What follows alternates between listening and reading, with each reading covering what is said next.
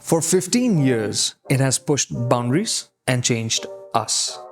It shattered the glass ceiling for hatchbacks as the first generation i20 taught us that hatchbacks could be as big and about as expensive as some sedans and be amazing because of it.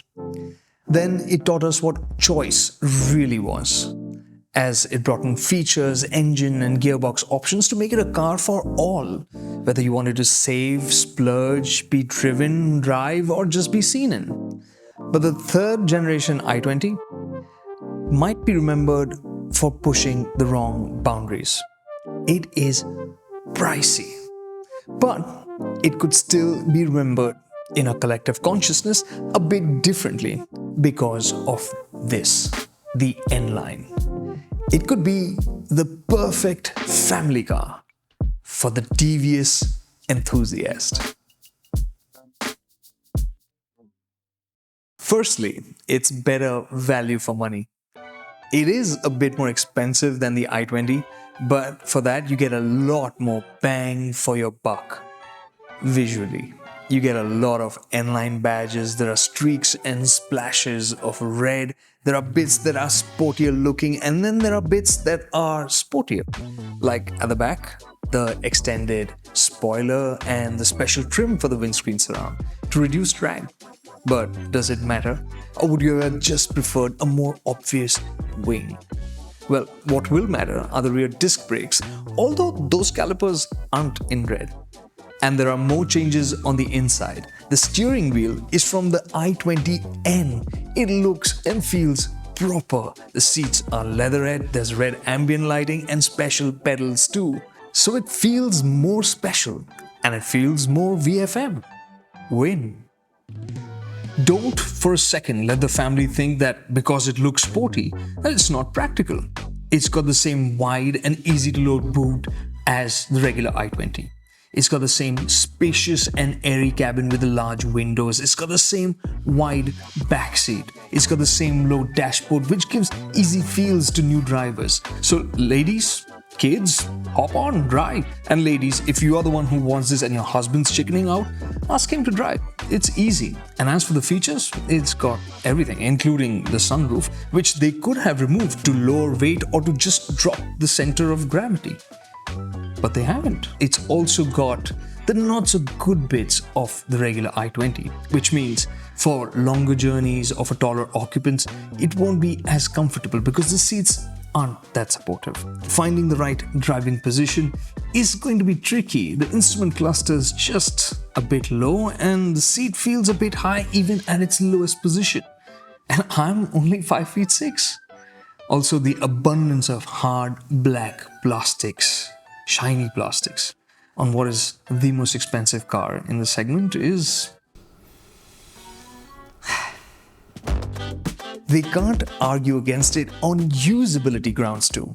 You should tell them that the engine and gearbox are the same as a regular i20 and in the same state of tune.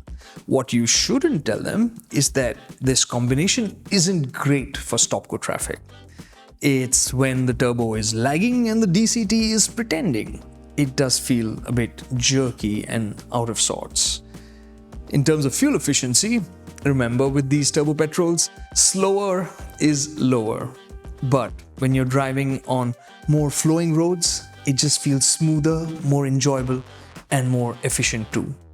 Well, you as an enthusiast will notice all of this, but your family will just enjoy the punch of the motor and the convenience of the automatic gearbox. And nobody will complain about scraping speed breakers because it doesn't. That's despite the different body panels and the idea that it is lower to the ground. But those rocker panels aren't. Those are rocker panels. So if the uninterested were to drive the N-Line, it would pass off as a daily driver. For the most part. The N-Line will arouse some suspicion because its exhaust note, it's just a bit more spirited. But the good thing is, it's not so audible on the inside. But what you will hear on the inside is the road and tire noise, which the family will not be able to ignore. They'll be comfortable in it because over most roads and at most speeds, the N-Line feels pretty normal. But every now and then, you will feel its sportiness. Like at low speeds over really broken roads, it feels firm. And traveling at higher speeds, if you hit a big bump, you will hear a distinct thunk, which could scare people into thinking they've damaged the rims or the tires, as it did me, but nothing happened. It ran on fine, no TPMS warnings. Standard tire sizes for the win, huh?